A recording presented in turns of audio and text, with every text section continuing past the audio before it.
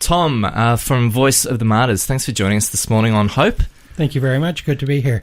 Yeah, Voice of the Martyrs works alongside the persecuted church around the world and Christians. I guess here in Australia, it's really only recently with the last few years of ISIS that's really put it into all Australians' front of mind that there are Christians and minorities around the world being persecuted and living through that. What are you doing in Iraq? And that report rings true to you? Yeah, that report's great. It tells us of just the despair that people there are finding now. What's happened is ISIS, when they took over places like Mosul, they destroyed all the buildings, so there are no records, there's no money, there's no infrastructure left. So these people feel completely lost. They feel like their history's gone, their future's gone, and their present is just in a real holding pattern. It's a terrifying situation for them to be in.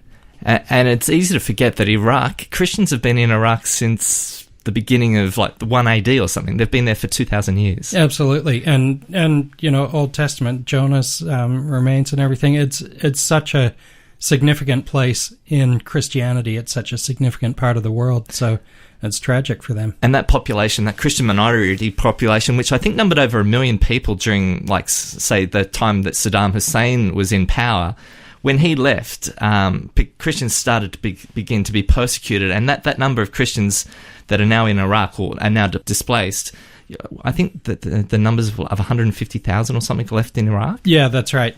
And they have scattered to other places where they're still facing persecution. They're in Jordan, in Syria, some in southern Turkey and Kurdistan.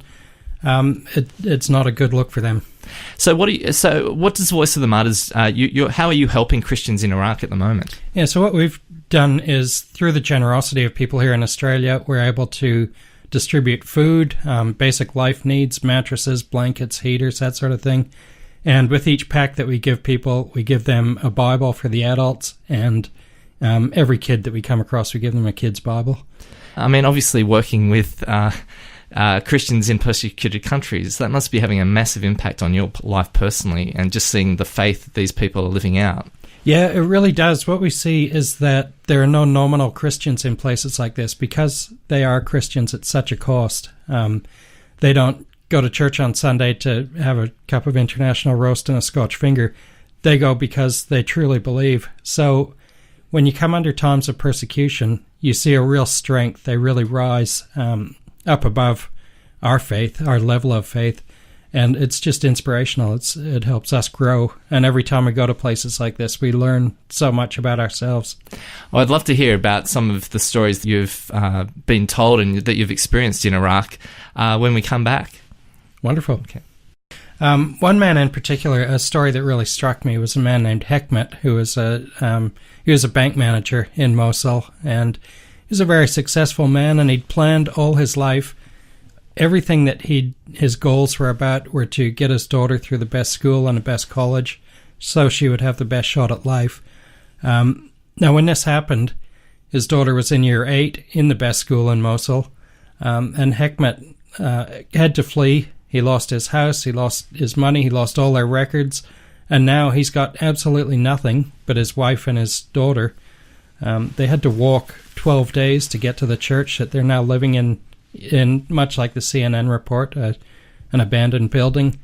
But through all that, and he knows that his daughter's got no future now, she's got nothing going forward. They can't get out of Iraq, and she can't get work. They can't even identify themselves.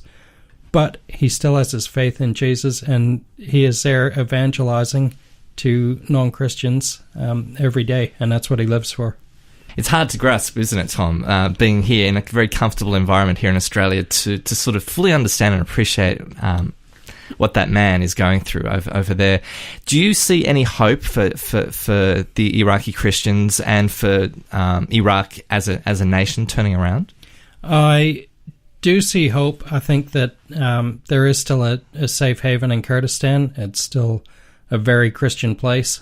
But I think it's going to take a lot of work and many years and much prayer. And I think the more that Christians in Australia and around the world know about what's happening in these places, the more we can pray with purpose. And that's why we want to share the news of what's going on.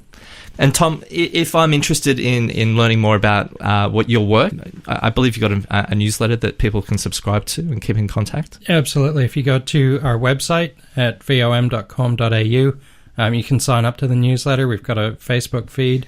But also, keep an ear out for the other ones, CNN, Open Doors, Barnabas Fund, all of those organizations will be sharing news about what's happening to persecuted Christians. And please just get behind me in prayer. Just get behind me.